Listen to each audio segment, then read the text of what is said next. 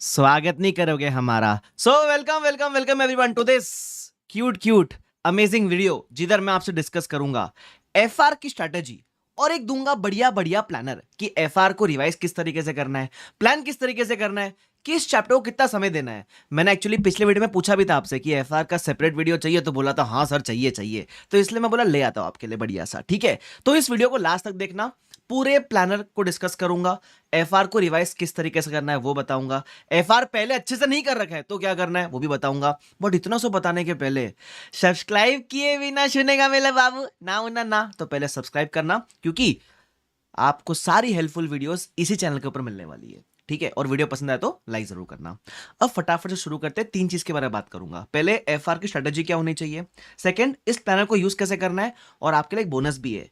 Planner के साथ साथ मैंने ट्रैकर भी दिया हुआ है नीचे कि अगर जो टारगेट किया वो अचीव हो रहा है कि नहीं हो रहा है वो कैसे देखेंगे, ट्रैकर की हेल्प से। ठीक है, अब सबसे पहले अपन वन बाय वन चालू करते हैं। पहले बात करते हैं एफआर की स्ट्रेटेजी क्या होनी चाहिए। सबसे पहले try to keep it very simple. ठीक है, एकदम सिंपल से सवाल अपने आप से पूछना कि सर आपने जब एफआर की क्लासेस की थी, अब तो समय हो गया होगा, 1 साल, किसी को 1 साल हो गया, किसी को 1.5 साल हो गया, किसी को 6 महीना हुआ रहेगा, जो भी है। जब क्लासेस की थी तो क्या तब क्लासेस तमीज से की थी, क्या अच्छे से की थी? क्या क्लासेस अच्छे से करने का मतलब है क्लासेस देखी, नोट्स अच्छे से बनाए और रिवाइज प्रॉपर्ली किया था उस समय पे। प्रॉपर्ली मतलब थोड़ा हल्का फुल्का देखा था ऊपर ऊपर से, वैसा अगर वो कर रखा है आपने तो मेरी बात मानना, आपको क्लासेस दोबारा लेने की जरूरत है ही नहीं। आप बस रिवीजन वीडियोस और रिवीजन प्लानर, ये 2 चीज पे फोकस करना, आपका एफआर हो जाएगा। Because self practice is the key, ये बात हमेशा ध्यान रखना। ठीक है, ये उनके लिए। तो अगर आपने क्लासेस पहले अच्छे से कर रखी है तो कोई टेंशन नहीं, इट इज नॉर्मल। हाँ, अभी चीजें देखोगे तो याद नहीं आ रही है, it is okay, it is normal.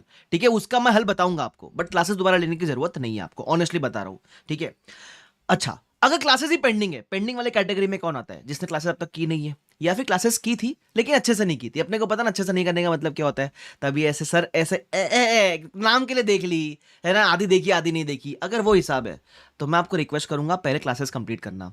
जिस भी फैकल्टी के क्लासेस ले रखे हो कंप्लीट करो। अगर आपको मेरी लेनी है तो मेरे बैचेस भी अवेलेबल है, मैं बता दूं, है ना, कि है ना, अगर आपको लेना भी है तो मैं बोलूंगा मेरा फास्ट ट्रैक बैच लेना आप, अगर आपका अटेम्प्ट नवंबर 24 में है तो। ठीक है, it is more than sufficient for you. अगर अटेम्प्ट नवंबर 24 में तो आप ये बैच का जा सकते हो। ठीक है, अगर आपको जरूरत पड़ती है तो, ऐसा नहीं लेना ही लेना है, जरूरत है तो आप ले सकते हो। हाँ, अगर रेगुलर बैच लेना तो वो भी अवेलेबल है, जो भी आपको बैच चाहिए सूटेबल है, it is available on bbvirtuals.com। जरूरत लगती है जो आके ले सकते हो। ठीक है, ये किन के लिए? लेकिन जिन्होंने क्लासेस पहले अच्छे से नहीं कर रखी है, क्लासेस कर ही नहीं रखी, उनके लिए। ठीक है, चलो अब बात करते हैं। आप एक बार डिसाइड कर लिए कि आपने क्लासेस वगैरह अच्छे से कर रखी है, तो एफआर को रिवाइज किस तरीके से करना है। तो इसके लिए मैंने आपको दिया है 12 डे प्लानर। ठीक है, 12 दिन में आपका, मात्र 12 दिन में पूरा एफआर रिवाइज होता है, और इसको मैं बोलता हूं फर्स्ट रिवीजन प्लानर। मतलब मैं मान रहा हूं कि आप एफआर का भी फर्स्ट रिवीजन करने वाले हो, आपने कितना भी पहले एफआर पढ़ रखा है, तब अच्छे से किया था ना, चीजें रिकॉल होगी, टेंशन मत लेना। ठीक है, तो फर्स्ट रिवीजन 12 डेज प्लानर मैं इसको कहता हूं। अब इसमें मैंने डे वाइज टारगेट दे रखे कि एवरी डे आपको क्या क्या चीजें कंप्लीट करनी है, बस वो टारगेट आपको अचीव करने पर फोकस करना है। और क्योंकि आप जब फर्स्ट रिवाइज करोगे ना, फर्स्ट टाइम रिवाइज, तो सबसे ज्यादा तकलीफ इस रिवीजन में होती है, बिकॉज चीजें याद नहीं आती है। सबसे पहले ये नॉर्मल है। सेकेंड चीज, याद कैसे आएगी? Take the help of revision videos. ठीक है सर, रिवीजन वीडियोस कहां से रेफर करेंगे? मैंने ना इधर एक लिंक दे रखी है मेरे यूट्यूब चैनल की, स्कैन करोगे तो मेरे यूट्यूब पे चले जाओगे आप। ठीक है, तो उसमें एक प्लेलिस्ट वाले सेक्शन में जाना, और वहां एफआर की एक रिवीजन प्लेलिस्ट है, जहां एफआर के सारे चैप्टर्स का रिवीजन दे रखा है मैंने उसके अंदर। ठीक है, तो जब आप रिवीजन वीडियो देखोगे ना, तो इतना गारंटी, अगर आपने मेरे से पढ़ रखा है ना, तो आपको चीजें याद आ जाएगी, मेरी गारंटी है, अगर आपने मेरे से पढ़ रखा है तो। ठीक है, तो टेंशन लेने की जरूरत आपको नहीं है, और कहीं से ही पढ़ रखा है याद तो आ जाएगा, अगर तमीज से पढ़ रखा है तो। ठीक है, तो ये चीजें आप ध्यान रखना। तो take the help of revision videos. Revision video को सबसे ज्यादा हेल्प मोस्टली फर्स्ट रिवीजन में ही होता है। तो रिवीजन वीडियो देखने का ये मतलब नहीं कि रिवीजन वीडियो देखा और हो गया, नहीं। रिवीजन वीडियो देखने के बाद then do the writing practice वाला पार्ट। अब राइटिंग प्रैक्टिस कितनी करे सर?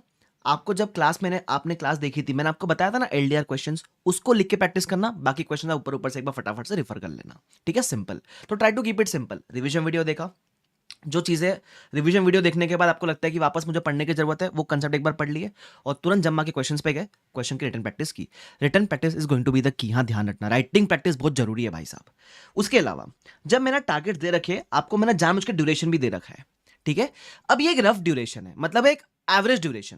अब इसके अंदर इट इज पॉसिबल कि सपोज मैंने बोला 5 घंटा, शायद ऐसा है कि आपका 7 घंटा लग जाए, शायद ऐसा है कि आपका 4 घंटे में भी हो जाए, डिपेंडिंग आपने पहले कितने अच्छे से पढ़ रखा है। It is okay. बस ये ड्यूरेशन देने का मेरा मेन मोटिव है कि आपको एक बेस तो रहेगा। सपोज 5 के बदले 15 घंटे लग गए तकलीफ है ना भाई साहब, ये नहीं होना चाहिए। तो आप एटलीस्ट ऑन ट्रैक रहोगे। और मैंने एकदम फुर्सत से आपको टाइम दिया हुआ है। मैं मान के चलता हूँ कि अगर आपके एग्जाम अभी नवंबर 24 वगैरह में है, तो आप 10 से 11 घंटा तो मिनिमम पढ़ोगे ना एवरी डे बेसिस पे। तो उस हिसाब से प्लानर मैंने आपको दिया हुआ है। इट इज पॉसिबल कि 1-2 दिन एक्स्ट्रा लग जाए, तो जहां मैंने आपको 12 दिन दे रखे हैं ना, आप 12 के बदले 14-15 दिन लेके चलो, कोई दिक्कत वाली बात नहीं है। 1-2 दिन ऊपर नीचे इज ओके, बट अभी करोगे तो अच्छे से करना, बिकॉज अभी जितना अच्छे से करोगे ना, उतना टाइम आप आगे जाके अगले रिवीजन में बचाओगे। ठीक है, जब एक बार आप 12 डेज देके पूरा एफआर रिवाइज कर लोगे, मैं ऐसा मानता हूं 13th डे पे आपको एक क्विक ओवरव्यू लेकर मॉक टेस्ट भी दे देना चाहिए। ये क्विक ओवरव्यू क्या होता है सर? अब जैसे आप 12 दिन से एफआर पढ़ रहे हो यार, तो इनिशियल डेज पे जो आपने एफआर पढ़ा रहेगा वो हल्का धुंधला वापस हो गया रहेगा, इट इज नॉर्मल। तो क्या करना, एक 7-8 घंटा लेकर फटाफट से पेजेस घुमा लेना, तो चीजें वापस से फ्रेश हो जाएगी। फिर उस दिन के एंड पे मॉक टेस्ट दे देना। ठीक है, तो 13th डे पे you can give the mock test, 12 days revision, 1 days overview and mock test. Sir किसका मॉक टेस्ट दे? आईसीआई का mock test best mock test है, जो लेटेस्ट आईसीआई के पोर्टल पे अवेलेबल है, वो मॉक टेस्ट दे दो।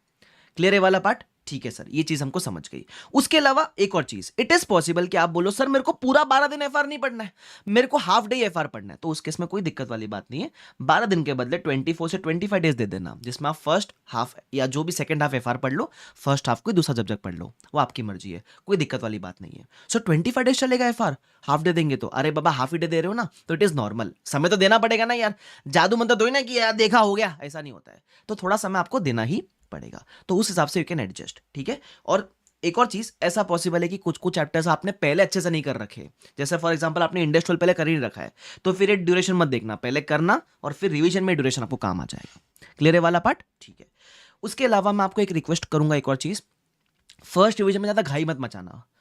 अगर आप जितना अच्छे से अभी करोगे ना, उतना आपके आगे रिवीजन में टाइम सेव होएगा। तो यहां एक आध दिन एक्स्ट्रा भी लग गया तो भी इट इज ओके। अपन आज वो एक आध दिन एक्स्ट्रा देना अफोर्ड कर सकते हैं, एग्जाम के लास्ट मंथ में देना अफोर्ड नहीं कर पाएंगे, ध्यान रखना। ठीक है, उसके अलावा राइटिंग प्रैक्टिस प्लीज करना। मैंने पहले भी वीडियो में बोला, अभी भी बोला, writing practice is going to be the की।